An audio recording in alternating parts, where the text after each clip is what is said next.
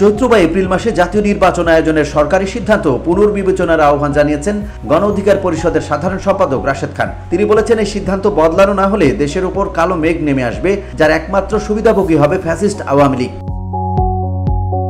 সোমবার দুপুরে নিজের ফেসবুক পেজে দেয়া এক পোস্টে রাশেদ খান সরকারের উদ্দেশ্যে কঠোর বার্তা দেন। পোস্টে তিনি লেখেন, এপ্রিল মাস বাংলায় চৈত্র মাস। এই সময়টা প্রচন্ড গরম ও খরার, মাঠঘাট চৌচির হয়ে যায়, তীব্র রোদের কারণে মানুষের জীবন অতিষ্ঠ হয়ে ওঠে। এই অবস্থায় যদি নির্বাচন আয়োজন করা হয় তাহলে ভোট কেন্দ্রে সামিয়ানা ও ফ্যান বসানো বাধ্যতামূলক হবে। ছাদওয়ালা গাড়িতে করে ভোটারদের কেন্দ্রে নিতে হবে, না হলে এত গরমে ভোটারদের অংশগ্রহণে অনীহা দেখা দেবে। একইভাবে প্রার্থীদের পক্ষে প্রচারণাও হবে কঠিন।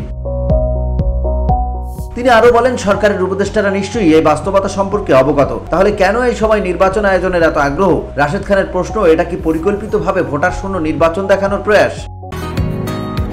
বসুন্ধরা, উত্তরা, বনশ্রী, কুড়িল ও বাড্ডা সহ রাজধানীর বিভিন্ন স্থানে অভিজাত ও অত্যাধুনিক মানের ফ্ল্যাট কেনার এক নির্ভরযোগ্য প্রতিষ্ঠান প্লেজেন্ট প্রপার্টিজ লিমিটেড। তাই আপনার স্বপ্নের আবাসনের জন্য আজই যোগাযোগ করুন। Pleasant Properties Limited, where destiny matches eventually.